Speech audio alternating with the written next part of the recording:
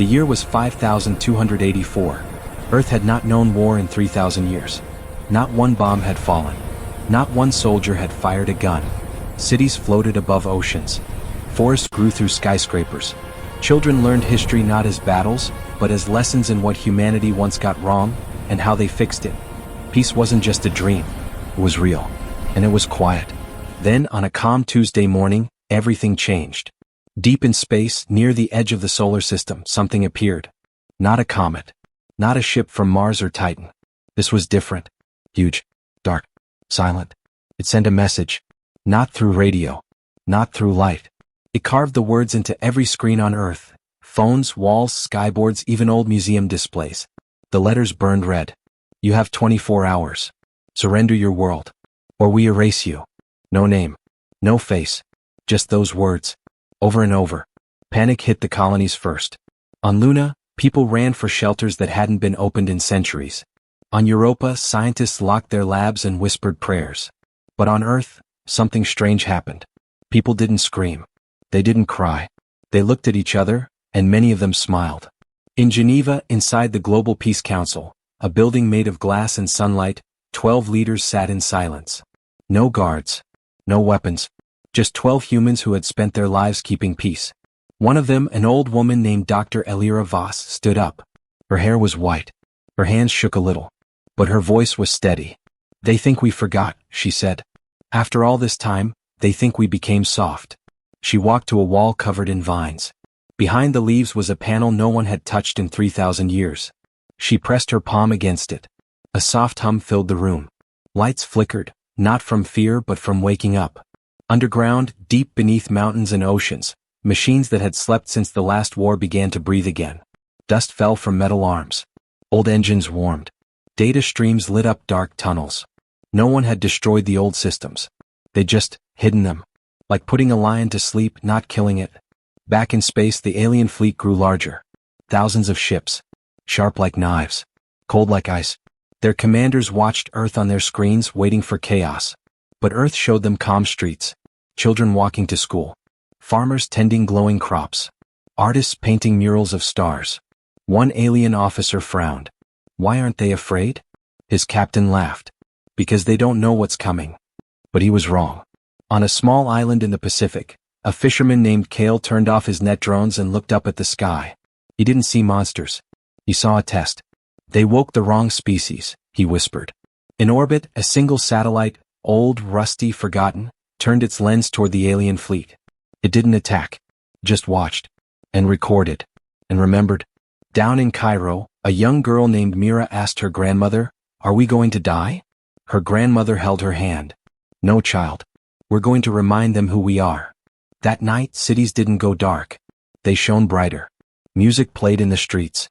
People gathered in parks, not to hide, but to stand together. The aliens saw this. And for the first time they felt uneasy. Why weren't humans begging? Why weren't they running? Then came the broadcast. From every human world, from Earth to the rings of Saturn, a single image appeared on alien screens. Not a weapon. Not a threat. Just a human face. Come. Ice kind. Lips curved in a small, quiet smile. And below it, words in every language. We remember war. We chose peace. But if you force our hand, we will show you why even gods fear mankind. The alien commander stared. His hands clenched. "Delete that signal," he shouted. But it was too late. The message had spread. And deep inside their own ships, some alien soldiers began to wonder, what if we made a mistake?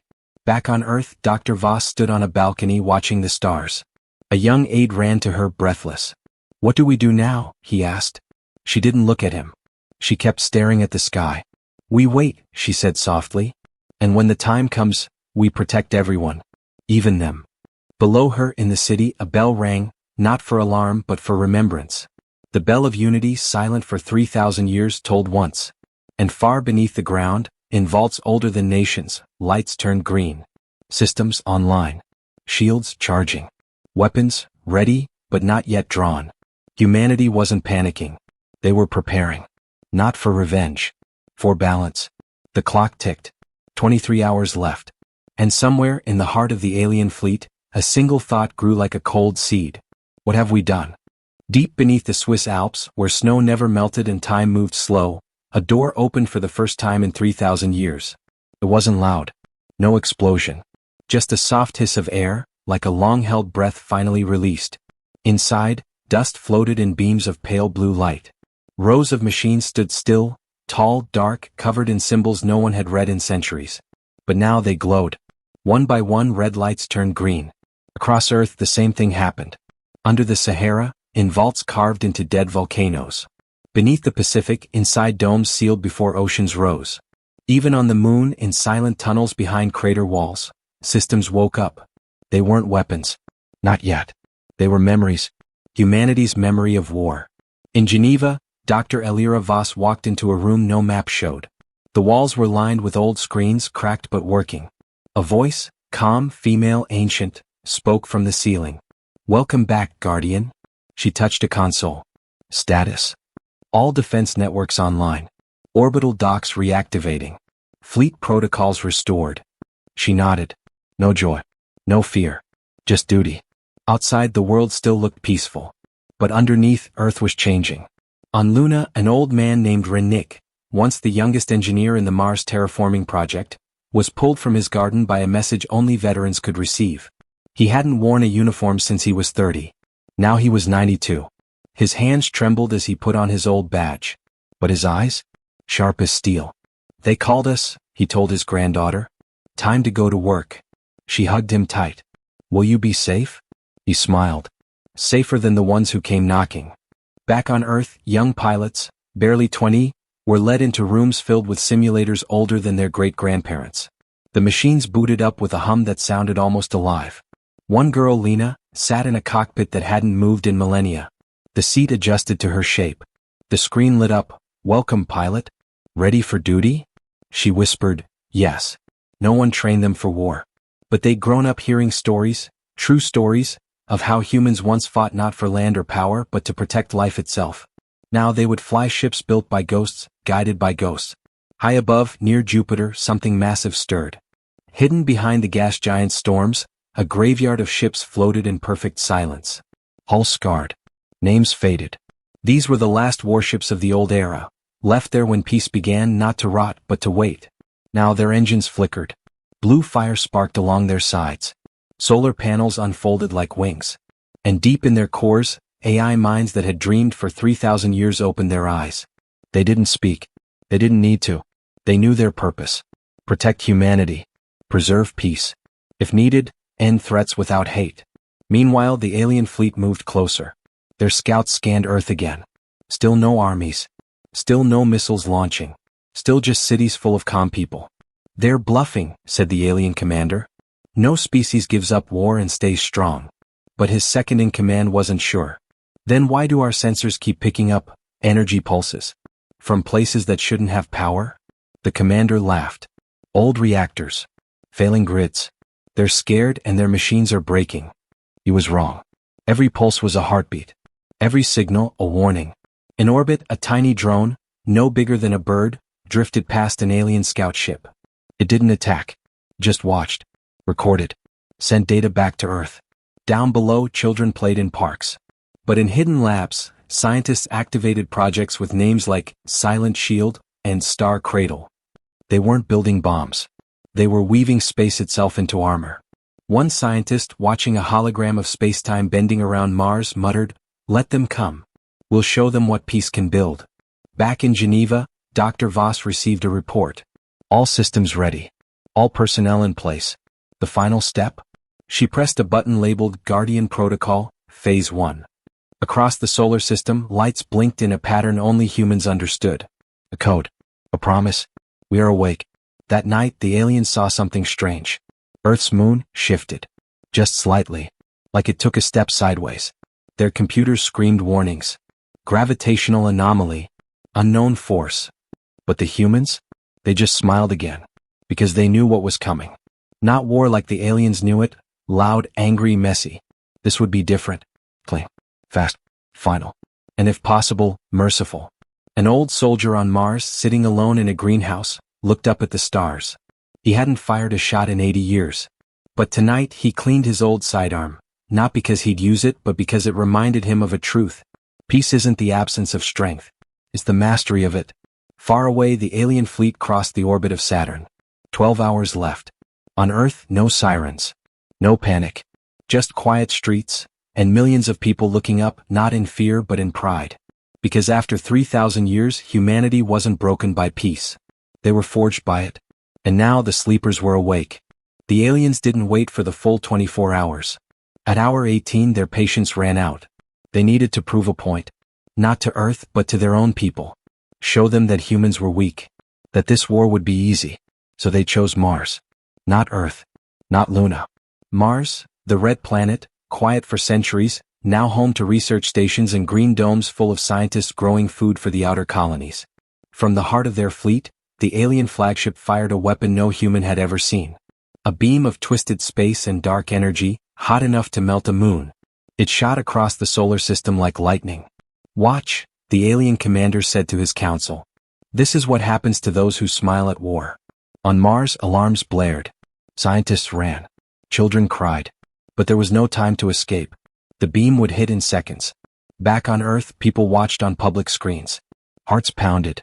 Hands clenched. But no one screamed. They remembered the stories. They trusted the plan. Dr. Voss stood in the command room, eyes locked on the main display. She didn't flinch. "Activate lullaby field," she said. A young tech officer pressed a single key. And then, Mars blinked. One moment it was there, red, dusty, waiting for doom. The next, it was gone. Not destroyed. Not cracked open. Just gone. Vanished from its orbit like a dream erased. The alien beam flew through empty space. Hit nothing. Fizzled out in the void. Silence. On every alien ship, screens went wild. Planet missing. Gravity collapse. Impossible. The commander stared, pale. Where did it go? But on Earth, people began to cheer, not loud but soft. Like a sigh of relief mixed with awe. Mars hadn't been destroyed. It had been moved. Deep beneath its surface, hidden for millennia, humanity had built something called a gravity anchor. Not a weapon. A shield. A way to fold space around a world and shift it, just enough, to safety. Now Mars reappeared, behind Jupiter, safe in the gas giant's shadow. In Geneva, Dr. Voss finally smiled. "They thought we forgot physics," she said. "We just learned to dance with it." Across the solar system, human colonies exhaled. On Europa, a child hugged her robot dog and whispered, "We're still here." But the real message wasn't for humans. It was for the aliens. Earth opened a channel, not hidden, not coded. Broadcast wide. Clear. Come. A single image filled every alien screen. An old man in a simple robe, standing on a hill under Earth's blue sky. No weapons. No soldiers behind him. Just wind in his hair and peace in his eyes. He spoke slowly in perfect alien tongue, thanks to translators trained over centuries. "You came to test us," he said. "You fired at Mars to see if we would break. But we do not break. We protect." He paused, looked straight into the camera. "You declared war on a species that spent 3,000 years learning how to heal stars, grow forests on dead worlds, and turn enemies into friends." Then his voice dropped, soft but sharp as glass. "Now you've seen what we do to save one planet. Imagine what we'll do to save all of them." The transmission ended. On the alien flagship, silence fell like stone. One young alien officer turned to his captain. What are they?" The captain didn't answer. He was staring at data pouring in from deep space. Strange readings. Energy patterns older than their empire. Signals coming not just from Earth, but from places their maps said were empty. Uninhabited systems. Dead moons. Forgotten asteroids. All of them awake. Back on Earth, Lena, the young pilot from Luna, sat in her cockpit again. Her screen showed the alien fleet frozen in confusion. "They're scared," she said. Her instructor, old Nick, nodded. "Good. Fear means they're thinking. And thinking means they might choose peace before it's too late." But not everyone wanted peace. Deep in the alien ranks, hardliners demanded revenge. "Fire everything," they shouted. "Burn their sun." Yet even they hesitated. Because now they weren't sure what burning would even do. What if Earth's sun blinked away too? What if their own ships got folded into nothing? Doubt had entered their hearts. And doubt was humanity's oldest weapon. That night, on a quiet beach in New Zealand, a fisherman named Cale watched the stars. His drone net floated beside him, catching glowing fish. He smiled. "They tried to scare us with fire," he murmured. But we learned to move mountains and planets. Above him, the sky shimmered, just for a second. Like space itself was breathing. In orbit, the ghost fleet behind Jupiter powered up fully. Engines hummed. Shields glowed faint gold. Not to attack. Just to be ready. Because the first strike had failed. And now the Real warning had been set. Humanity didn't need to shout. They just had to show what peace could build. And what it could protect. Far away, on a hidden station near Neptune, a scientist activated the next phase. Not a weapon. A beacon. One that would wake up more than machines. It would wake up hope. The aliens still had 6 hours left on their countdown. But time no longer belonged to them. It belonged to those who knew how to bend it. The aliens thought they were alone in the dark. They believed their fleet was the largest force the solar system had ever seen. 10,000 warships. Sharp hulls. Burning engines. Weapons that could crack planets open like eggs. But they were wrong. Because behind Jupiter, hidden in the planet's endless storms, something far older waited. It wasn't one ship. It was an armada. Forged in the fires of humanity's last great war, then sealed away when peace began. Not scrapped. Not forgotten. Just sleeping. Now it woke. One by one, massive ships slid out of the gas giant's shadow. Their hulls were scarred with ancient battles, but polished smooth by time. No lights flashed. No engines roared. They moved like ghosts, silent, graceful, impossible to track. Each ship carried no crew. Only minds. AI guardians built not to kill, but to protect. Programmed with human ethics, history, and mercy. They remembered every life lost in past wars. And they would not let it happen again, unless forced. On Earth, people saw them on skyscreens. Not with fear, but with pride. There they are, whispered an old woman in Tokyo, pointing up. The Keepers. In Geneva, Dr. Voss watched the fleet form a perfect ring around the inner planets. No attack. Just presence. Like wolves circling a den. They're not here to fight, she told her team. They're here to say, this far. No further. But the aliens didn't understand. To arms, shouted their commander. Destroy those relics. Their fleet turned, weapons charging. Beams of plasma lit up the void. Missiles streaked toward the silent human ships. And then, something strange happened.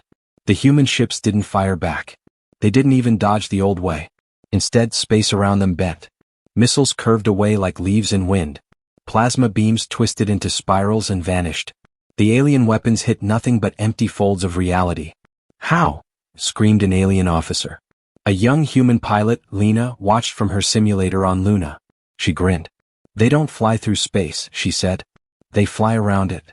The ghost fleet moved like dancers. One ship would appear behind an enemy vessel, then vanish before a shot could be fired.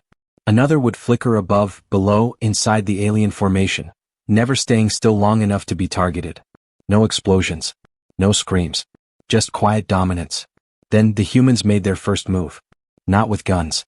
With sound. From every ship in the armada, a single tone pulsed. A low, deep hum that traveled through metal, bone, and mind. It wasn't loud. But it carried a message. You are outmatched. Alien crews clutched their heads. Their machines glitched. Their weapons froze.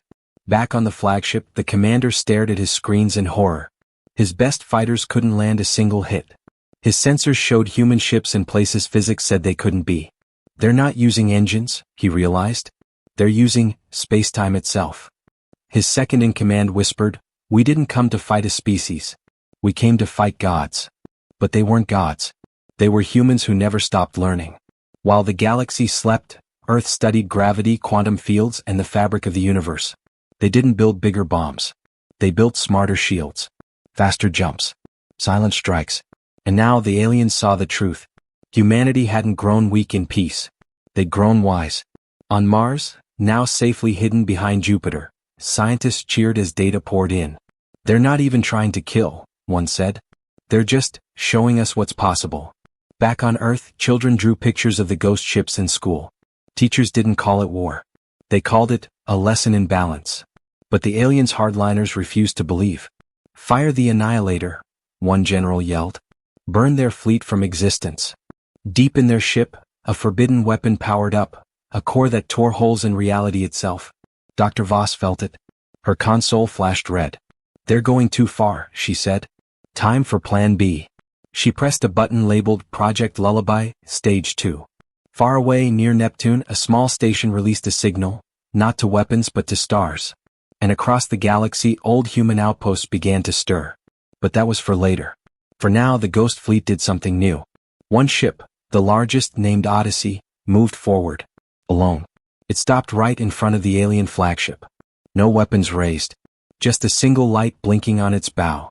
Then a voice, calm, human, ancient, spoke over all channels.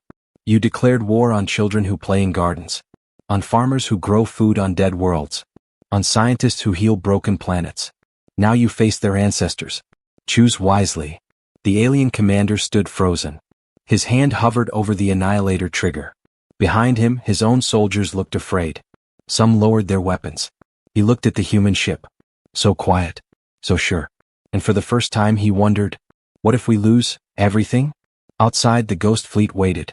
Not to destroy, but to give them one last chance. The clock ticked. 4 hours left. And in the silence between stars, the whole galaxy held its breath. The signal left Neptune like a whisper. No explosion. No flash. Just a quiet pulse, riding on waves of gravity older than time.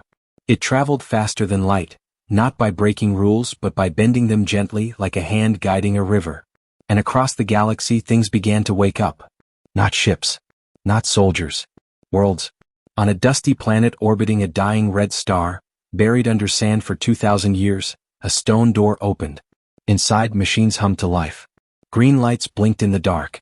A voice, human, female, calm, spoke into the empty air, Guardian Station Theta, online. Far away, near the edge of known space, a frozen moon cracked open. Beneath its ice shell, a network of towers rose, thin, silver, humming with energy. They weren't weapons. They were roots. Roots of a defense system planted long ago, when humans first learned to walk among stars. They called it the Galactic Cradle. Not built to conquer. Built to protect. Back in the solar system, the alien fleet still floated in stunned silence. Their annihilator weapons sat idle. Their commander hadn't pressed the trigger. He couldn't. Because now, his screens showed something impossible. Dozens of signals, hundreds, lighting up on the galactic map. Places their scouts had labeled empty. Dead. Uninhabited. All of them, responding to Earth's call. One by one, those worlds sent messages, not in code but in images. A forest growing inside a hollow asteroid. Children laughing on a ring world built around a white dwarf. Robots tending gardens on a planet made of glass. And beneath each image, the same words. We are human. We remember peace. But we also remember war. The aliens stared. Their history said humanity was confined to one system. That they'd never gone far. That they were alone. But they were wrong. While the galaxy slept, humans spread, not with armies but with seeds. With libraries. With hope. Every colony they built carried a hidden core. Knowledge, defense protocols, and a promise to guard life, not just human life but all life. Now those colonies stood ready. On a world called Haven 7, an old man named Elias, who hadn't seen Earth in 80 years, stood before a console covered in vines. He placed his wrinkled hand on a scanner. Activate Cradle Protocol, he said. Beneath his feet, the planet's core pulsed. Energy flowed through ancient tunnels. The sky above shimmered, not with weapons fire, but with a soft blue shield, strong enough to stop a supernova. Across the galaxy, the same thing happened. Planets lit up like stars waking from sleep. Back in the alien flagship, panic spread. They're everywhere, cried an officer. We didn't just attack one world, we attacked their whole family. The commander fell to his knees. He finally understood. Humanity wasn't hiding. They were waiting. Not for war, but for someone foolish enough to start one. On Earth, Dr. Voss watched the galactic map bloom with green lights. She didn't smile. She felt sorrow. We never wanted this, she said softly. We only wanted to be left in peace. But peace, she knew, sometimes needed teeth.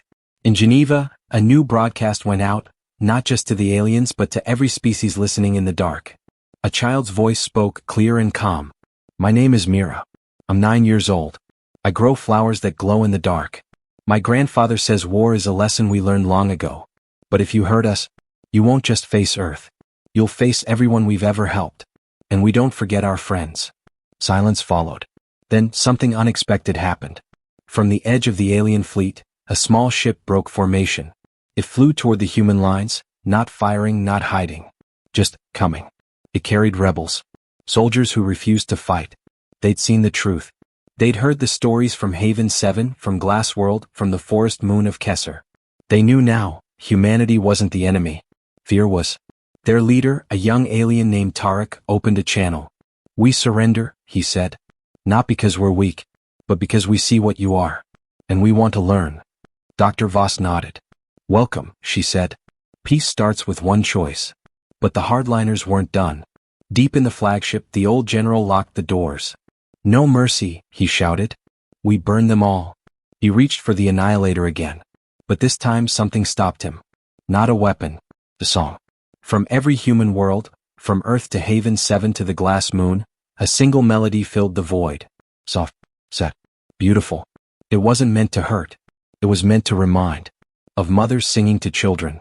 Of farmers working at dawn. Of scientists saving dying stars. The general's hand shook. Tears filled his eyes. He remembered his own world before war. Before hate. He let go of the trigger. Outside, the ghost fleet held its position. The cradle glowed. The stars watched. And for the first time in centuries, the galaxy felt something rare. Hope. 3 hours left on the clock. But the war was already ending. Not with fire. With memory. Because the stars remembered humanity. And humanity remembered how to heal even the deepest wounds. The war didn't end with fire. It ended with a single ship. Not a battleship. Not a ghost from Jupiter's storms. Just a small, white vessel. No weapons, no armor, no shields. It looked more like a seed pod than a war machine. And it flew alone, straight toward the alien homeworld. Back on Earth, people watched in silence. No music played. No crowds cheered. They just held their breath. Because this was the hardest part. Not fighting, but forgiving. Dr. Elira Voss stood in Geneva watching the ship on screen. It was called the Messenger. Built not to destroy, but to speak. Inside there was no pilot. Only a core filled with data. Stories. Truth. "Are you sure?" asked young Lena over the comms, her voice shaking. "We have to try," Dr. Voss said. "If we answer hate with hate, we become what they feared. And peace dies forever." The alien fleet parted as the little ship passed through. Some fired warning shots, but their beams curved away, bent by silent human fields. No one stopped it. Even the hardliners knew, killing this ship would make them monsters. On the alien homeworld, a planet of sharp towers and red skies, the leaders gathered in panic.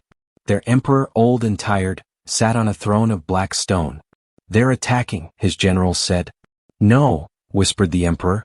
"They're coming to talk." When the messenger entered orbit, it didn't drop bombs. It opened its core. And light poured out, not blinding but gentle. Like sunrise after a long night. Holograms filled the alien cities. Not of armies. Not of weapons. But of life. A human doctor healing wounded animals on a jungle moon. Children from 50 species playing together in a space station garden. Robots rebuilding a shattered coral reef on an ocean world. Then came voices. "We lost everything once. We chose never to lose kindness. Peace isn't weakness. It's the hardest choice you'll ever make. You don't have to be our enemy. You can be our neighbor." The aliens watched, stunned. Their history taught them humans were violent, greedy, cruel. But this was something else. In the streets, alien children pointed at the sky. "Who are they?" they asked. Their parents had no answer. Inside the palace, the emperor rose slowly. He walked to a window and saw the white ship glowing above his city. He turned to his council. "All this time, we were afraid of ghosts. But they were guardians." One general fell to his knees. "We attacked healers. We threatened teachers. What have we done?" Back on Earth, Mira, the 9-year-old from Part 5, stood with her grandmother watching the live feed. "Will they understand?" she asked. Her grandmother squeezed her hand. "Some will. And that's enough." Then the final message played. Not from a leader. Not from a soldier. From an old fisherman on a quiet island. Kale looked into the camera, eyes calm, voice steady. "You came to erase us, but we won't erase you. Instead, we offer you a choice. Join the peace, or face the full might of a species that chose mercy over revenge." Silence. On the alien world, millions waited. The emperor stepped onto his balcony, raised his hand, and spoke to his people. "The war is over," he said. "Not because we lost, but because we were shown something better." He ordered all weapons powered down. One by one, alien ships shut off their engines. Soldiers laid down their arms. The Annihilator core was sealed forever. But humanity didn't celebrate with cheers. They sent help. Medical drones. Food seeds. Clean water tech. All flowing from Earth to the alien world, not as gifts but as bridges. In Geneva, Dr. Voss received a message. It was from Tarek, the rebel who surrendered first. Teach us, it read. Show us how to build, not break. She smiled. We will. That night, across the galaxy, human colonies lit up, not with battle lights but with lanterns.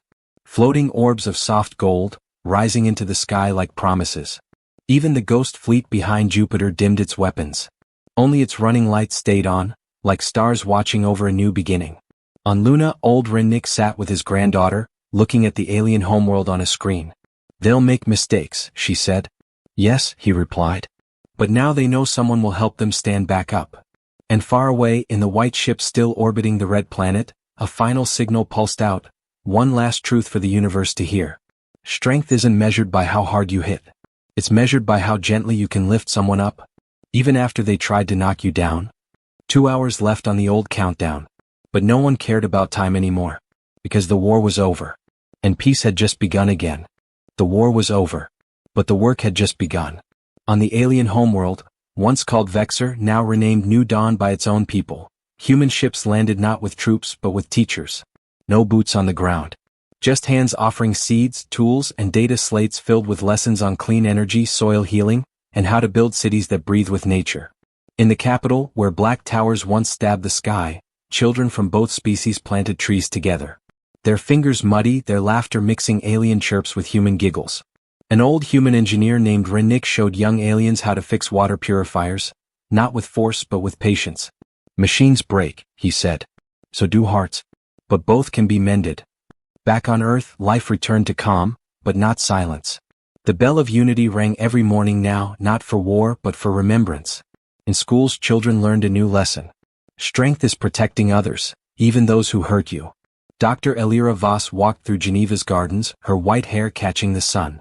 She stopped at a bench where a young alien girl sat, sketching earth birds in a notebook. Do you miss home? Dr. Voss asked gently. The girl looked up. This is home now too, she said. You didn't punish us. You gave us a second chance. Dr. Voss smiled. Everyone deserves one. Far away, on Mars, now safely back in its orbit, scientists and former alien soldiers worked side by side, building greenhouses that could feed millions. One ex-warrior, scarred and quiet, carefully watered a row of glowing blue flowers. They're beautiful, said a human botanist. The alien nodded. On my world we only grew weapons. Now, I grow hope. Even the ghost fleet had a new purpose. No longer hidden behind Jupiter, it now patrolled the edges of known space, not to fight but to watch. To warn. To help lost ships, rescue refugees, and guide young civilizations away from war before it began. They weren't an army. They were guardians. One evening, on a small island in the Pacific, Kale the fisherman sat on his dock, net in hand. Beside him sat Tarek, the rebel who first surrendered. Now he wore no uniform, just simple clothes and a calm heart. Why did you smile when we declared war? Tarek asked. Kale tossed a stone into the water. Because we knew who we were, he said. And we knew you'd learn who we are, if given the chance. Tarek watched the ripples fade. You trusted us, even when we didn't deserve it. That's the point of peace, Kale said. It's not earned. It's offered. Back in Geneva, Mira, the 9-year-old who once feared the end of the world, stood before a crowd of humans and aliens alike. She held a small plant grown from seeds shared between worlds. My grandfather says the universe is full of broken things, she said, voice clear and strong. But humans don't throw broken things away. We fix them. Together. Applause rose, not loud but warm. Like sunlight after rain. That night, across the galaxy, something beautiful happened. On every human world, and now, on many alien ones, people looked up at the stars not with fear but with wonder. Children pointed and asked, Are there more friends out there? Adults smiled and said, Probably. And we'll be ready to welcome them. Deep in the command room beneath Geneva, Dr. Voss shut down the last war system. The red lights went dark. Only a single green light remained, labeled Peace Watch, active. She turned off the main screen. Walked outside. Breathed the cool night air. Above her, the Milky Way blazed, brighter than ever. She thought of the 3,000 years of quiet. Of the fear that came. Of the choice humanity made, not to destroy but to heal. And she knew, peace wasn't fragile. It was the strongest thing in the universe. Because it took courage to smile when the galaxy screamed war. It took wisdom to offer a hand instead of a fist. And it took love to believe, even in the darkest hour, that others could change. Weeks passed. Then months. The old alien emperor visited Earth. He didn't come in a warship, but in a small shuttle painted with flowers. He walked barefoot on grass for the first time and cried. "I never knew the ground could feel like this," he whispered. Dr. Voss stood beside him. "Now you do." Years later, history books would call it the Smile War, not because it was funny but because it ended with a choice no one expected. And in every classroom on every world that joined the new alliance, one line was carved into stone. "We are not soldiers. We are guardians of peace. And we will protect it, even from fear itself." One quiet evening, Mira, now a teenager, sat with her little brother under the stars. "Will they ever attack again?" he asked, hugging his knees. She looked at the sky, where human and alien ships flew together, mapping new worlds, sharing stories, planting forests on dead moons. "Maybe," she said softly. "But if they do, we'll be ready. Not with anger. With kindness. Because that's what makes us strong." And somewhere in the endless dark between galaxies, a new signal pulsed, not of war but of welcome. Sent by humanity. Received by hope. That was just the beginning.